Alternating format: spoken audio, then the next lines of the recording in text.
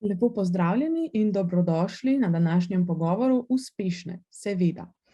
Današnji pogovor ponovno organiziramo v sklopu projekta Kolegice. Projekt Kolegice omogoča mladim ženskam, ki vstopamo na trg dela, mreženje in pridobivanje kompetenc prihodnosti.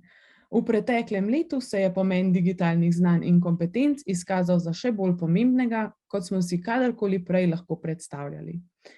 Projekt Kolegice tekom svojih dogodkov vse skozi poudarja pomen usvajanja in krepitve IT veščin in nemalokrat vam ponudimo tudi priložnosti, da te uresničujete.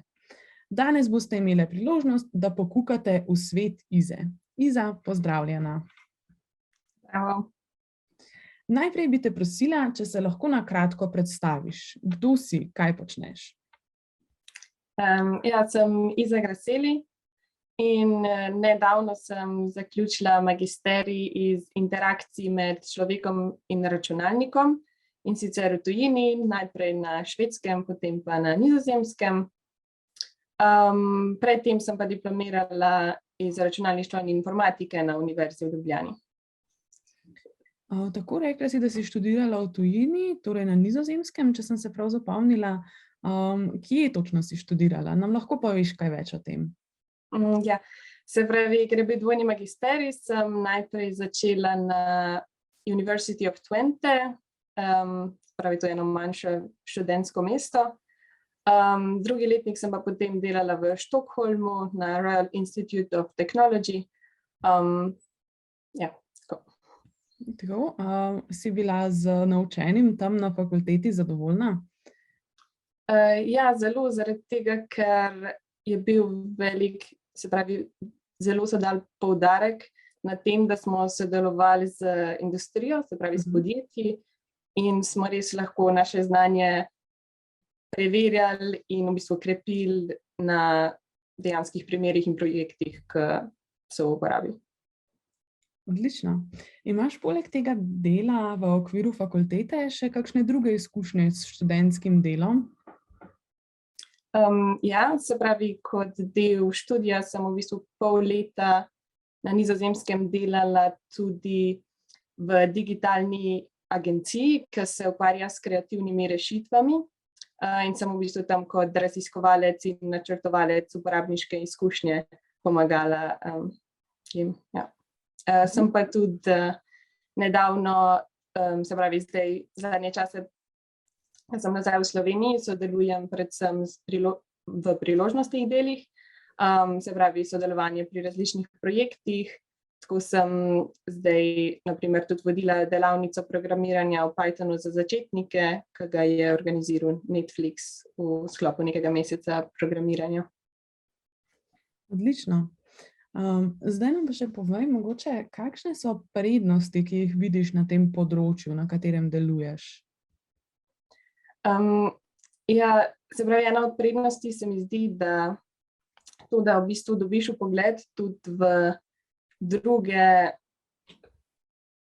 panoge, ali kako bi temu rekla, ker več ali manj vsa podjetja zdaj rabijo neke digitalne rešitve. In se pravi, kot nekdo, ki se ukvarja, se pravi, z digitalnimi produkti, dobiš s tem vpogled tudi v druge tematike, ker recimo mene zanima veliko stvari in s tem, ko sem se v bistvu usmerila mogoče v računalništvo, so mi vseeno ostale poti odprte, da sem še vedno na tekočem, kaj se dogaja drugje. Odlično. Bi mogoče rekla, da obstajajo kakšne slabosti, bi mogoče tukaj kaj izpostavila? Mogoče ena od slabosti je, da se pravi, ko razvijaš mogoče nek digitalni produkt ali pa imaš kakšno idejo, ko želiš uresničiti, velikokrat se ji moraš odreči, potem ker mogoče s testiranjem z uporabniki ugotoviš, da ni toliko praktična, kot se ti je zazdelo.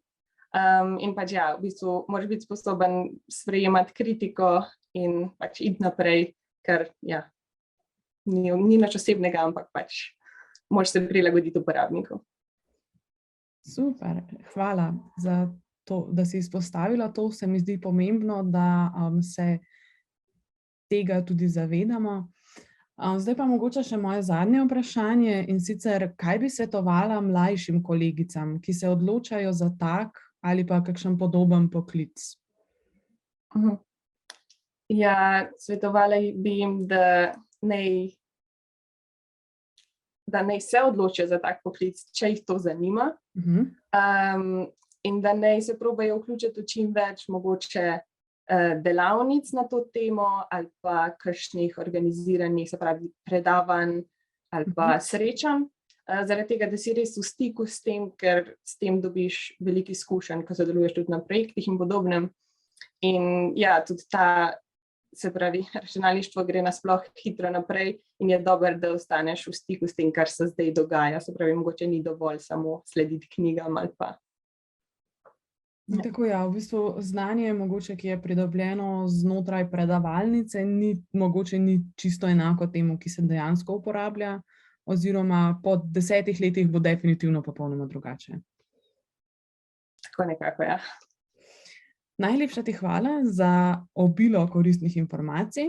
Res se ti lepo zahvaljujem za to, da si z nami delila svojo poklicno pot do sedaj, in ti želim veliko sreče tudi v prihodnje in upam, da še kdaj sodelujemo. Hvala lepa, hvala za povabilo.